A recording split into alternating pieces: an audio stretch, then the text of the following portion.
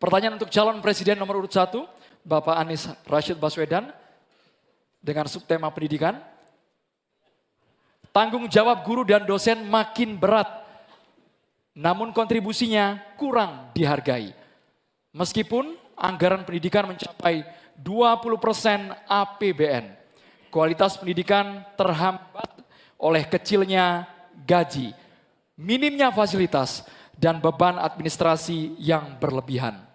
Pertanyaannya, bagaimana komitmen dan apa program yang akan dilakukan paslon untuk meningkatkan kesejahteraan serta kompetensi guru dan dosen? Waktu Bapak 2 menit dimulai saat Bapak berbicara. Terima kasih. Ketika kita berbicara tentang mencerdaskan kehidupan bangsa, maka pendidik menjadi kuncinya. Kita ingin pendidik bisa mendidik anak-anak kita. Karena itu kita harus bertanggung jawab dengan penuh atas kesejahteraan pendidiknya. Agar dia bisa konsentrasi mendidik anak-anak kita. Prinsip itu harus dipegang oleh seluruh penanggung jawab kebijakan di seluruh Indonesia. Kalau kita punya pegangan itu, maka terjemahannya mudah. Terjemahannya adalah pertanyaan, apakah tenaga pendidik di tempat Anda bertanggung jawab sudah mendapatkan penghasilan yang adil, penghasilan yang setara. Jadi masalah-masalah yang kita miliki sekarang, misalnya ada puluhan ribu guru honorer belum diangkat jadi guru P3K. Ada 1,6 juta guru belum tersertifikasi, lalu beban administrasi. Itu semua bisa diselesaikan dengan prinsip tadi, bahwa kita harus bertanggung jawab atas kesejahteraan pendidiknya. Jadi program yang menurut saya harus dikerjakan, kita akan rencana kerjakan adalah percepatan sertifikasi guru. Pengangkatan 700.000 guru honorer menjadi guru P3K. Kemudian beasiswa untuk anak guru dan anak dosen serta anak tenaga kependidikan. Jangan sampai mereka mendidik ratusan anak tapi anaknya tidak pernah bisa menyelesaikan pendidikan sampai tuntas. Kemudian penghargaan dan tunjangan bagi dosen dan peneliti yang berbasis pada kinerja. Dan yang tidak kalah penting adalah mengurangi beban administrasi. Dosen beban administrasinya luar biasa besar. Dosen itu mengajar, meneliti melalui pengabdian masyarakat, tapi jangan diberikan beban administrasi yang terlalu besar. Jadi prinsipnya ada nilainya dulu yang kita pegang, kemudian ada turunan teknisnya, teknokrasi yang tadi saya sampaikan, dan kemudian bebaskan dari beban-beban yang tidak perlu. Demikian jawaban kami. Terima kasih. Selanjutnya kami persilakan kepada calon presiden nomor urut 2, Bapak Prabowo Subianto, untuk menanggapi atas jawaban yang disampaikan oleh Bapak Anies Baswedan. Waktu Bapak 1 menit dimulai saat Bapak berbicara. Secara garis besar ya, secara objektif saya menilai jawaban-jawaban Pak Anies baik, bagus, relevan. Saya banyak setuju dengan jawaban tersebut.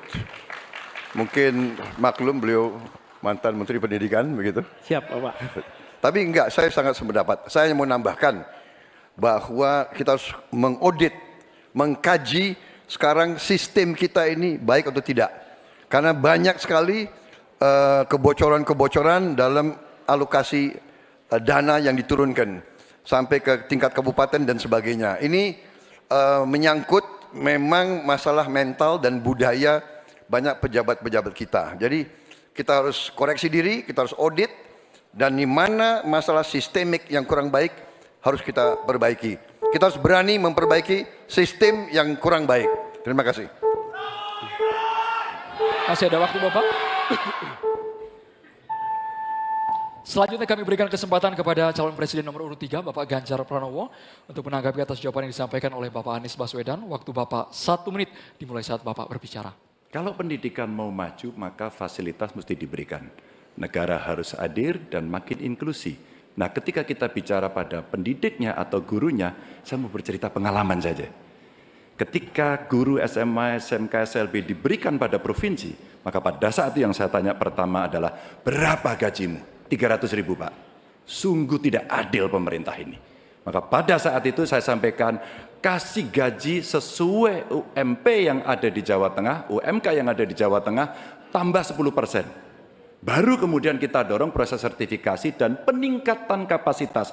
Kami punya aplikasi namanya Bolpen. Ini bimbingan teknis online dan pendampingan untuk memberikan bantuan kepada guru memanfaatkan teknologi untuk memberikan pengajaran yang bermutu. Maka ketika praktek baik ini bisa kita lakukan, maka guru akan bisa bekerja dengan baik dan dia mesti dibebaskan dari persoalan administrasi yang menjerat.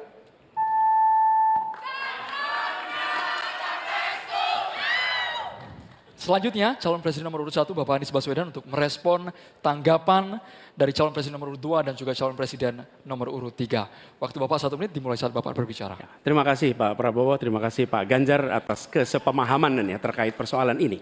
Dan memang kita harus melihat pengeluaran di bidang pendidikan jangan dipandang sebagai cost, sebagai biaya, tapi pandanglah sebagai investasi. Karena itu negara jangan pelit kalau bicara tentang investasi di bidang pendidikan. Dan jangan pelit kalau sama guru. Jangan pernah kita memberikan yang seminim mungkin untuk guru. Berikan yang adil sehingga mereka bisa konsentrasi. Dan kami cerita sedikit yang kita kerjakan di Jakarta. PAUD, guru-guru PAUD mendapatkan hibah di Jakarta. Kemudian guru-guru agama kita berikan bantuan. Semua guru dan dosen di Jakarta bebas PBB rumahnya. Sebagai apa? Sebagai penghargaan dari negara untuk mereka. Jadi kita berikan dukungan kepada guru dalam artian status, dosen juga begitu, kemudian penghasilannya dan kehormatannya. Pandang ini sebagai investasi untuk Indonesia menjadi negeri yang tercerdaskan. Terima kasih. Download Tribun X sekarang, menghadirkan lokal menjadi Indonesia.